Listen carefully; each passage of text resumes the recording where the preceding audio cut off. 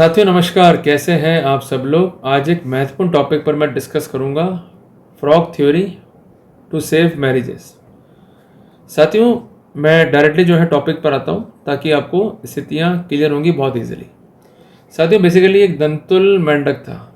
वो अपने जीवन में बहुत खुश था, ठंडे पानी में रहता था, लाइफ उसके लिए कंफर्टेबल हो चुकी थी। उसको लगा कि भाई ज़िंदगी में हर पानी ठंडा है, उसमें रहो, इन्जॉय करो। एक बार क्या हुआ कि कोई व्यक्ति उसको जो है अपने घर पे ले आया। उसने एक टब लिया, उसमें दंतुल मेंढक को डाल दिया। दंतुल मेंढक को अपना पूर्व अनुभव पुनः याद आया कि पानी ठंडा है, मस्त रहो, कंफर्ट में रहो।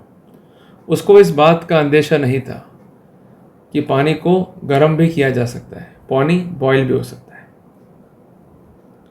एक दिन क्या किया मालिक ने कि जो कंसर्न बीकर था उसके नीचे अग्नि प्रज्वलित कर दी।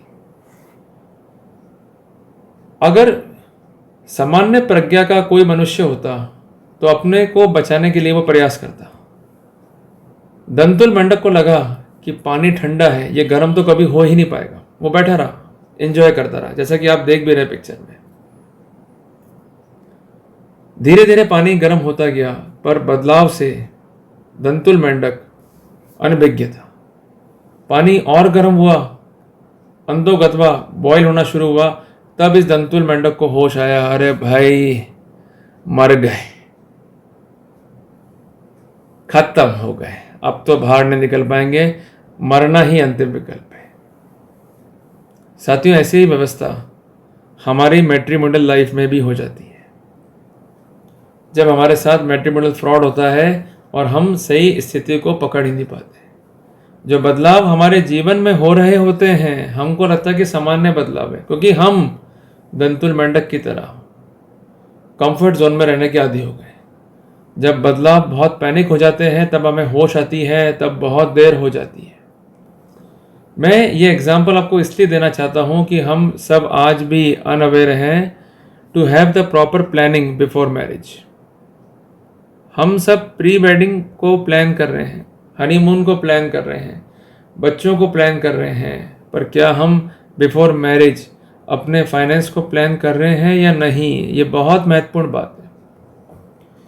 वो लड़की हमारे जीवन में आके न केवल तूफान मचा रही है, हम पर हमारे माँ बाप पर झूठे आरोप लगा रही है और अंतोगत्वा भारी भरकम राशि मेंटेनेंस के रूप में मांग रही है, हमारी असेट पर कब्जा जमाने की कोशिश कर रही है, और हम आज भी मौन हैं।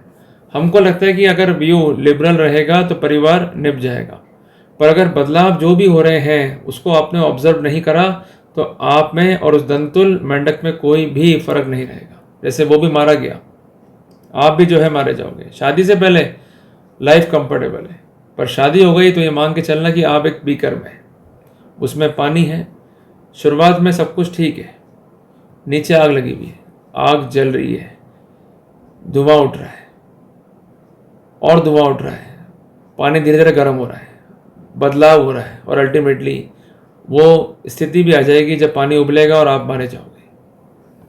इसलिए बार बार मैं कह रहा हूँ आपको कि observe the things which are going to be happen in your life, otherwise आप जो है मारे जाओगे।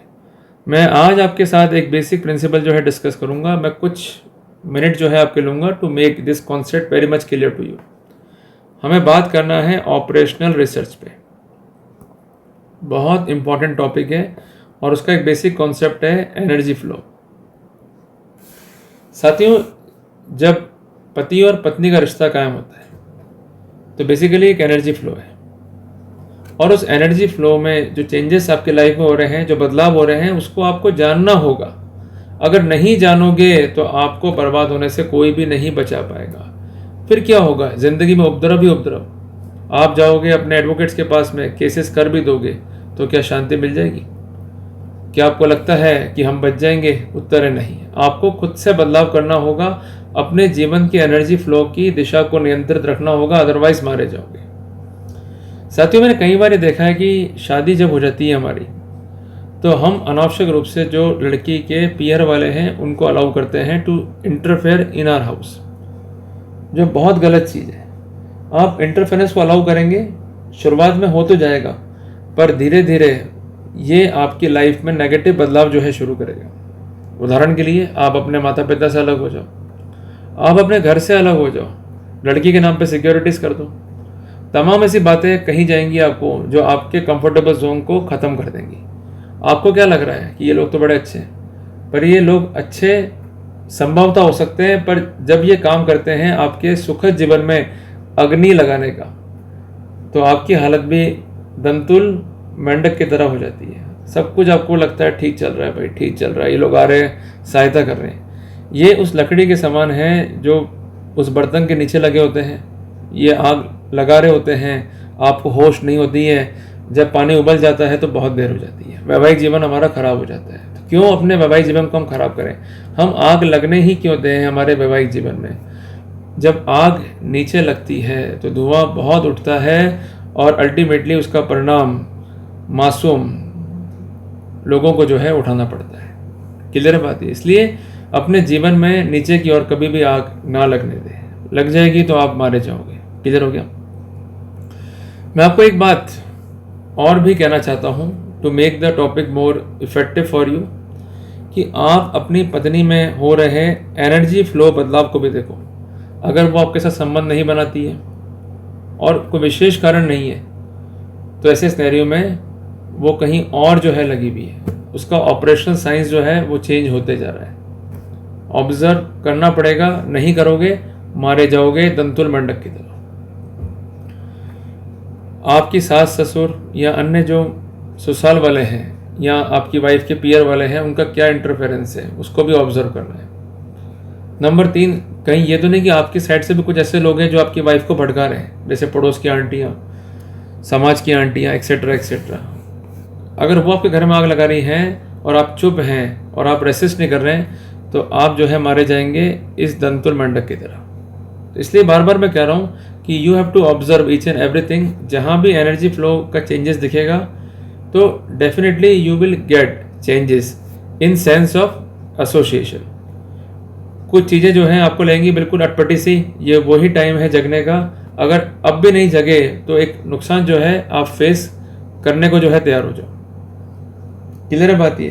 तो आपकी वाइफ कहाँ जा रही है, किससे मिल रही है, उसकी उठ बैठ क्या है, किससे बातचीत करती है, वो पैसा कहाँ खर्च कर रही है, आपके उसके संबंध क्या है, वो कितना टाइम आपको दे रही है, वो रात में कहाँ लगी हुई है, ये सब आपको ऑब्जर्व करना होगा। आप लोग ये कह तो रहे हो कि समय आ गया मॉडर्न और सबको जो है राइट मिलना चाहिए, इंडिपेंडेंसी का मिलना चाहिए, पर उस इंडिपेंडेंसी के राइट में कहीं ऐसा ना हो जाए कि आपके वैवाहिक जीवन में ही आग लग जाए। क्लियर है बात ये? तो इसलिए be a clever person, not a दंतुल मेंढक, अदरवाइज आप मारे जाओगे। तो इसलिए बस मैं आपको यही कहना चाहता हूँ कि लाइफ एक अच्छी वस्तु स्थिति है, पर लाइफ को कंफर्टेबल तरीके से जियोगे तो आपको कंफर्टेबल जोन में रहने की आदत बन जाएगी। Always behave in a clever way and have to observe the energy flow changes, otherwise we might be in a hot trouble. जल्दी मिलते हैं एक नए टॉपिक के साथ। टिल देन, जय हिंद, जय भारत।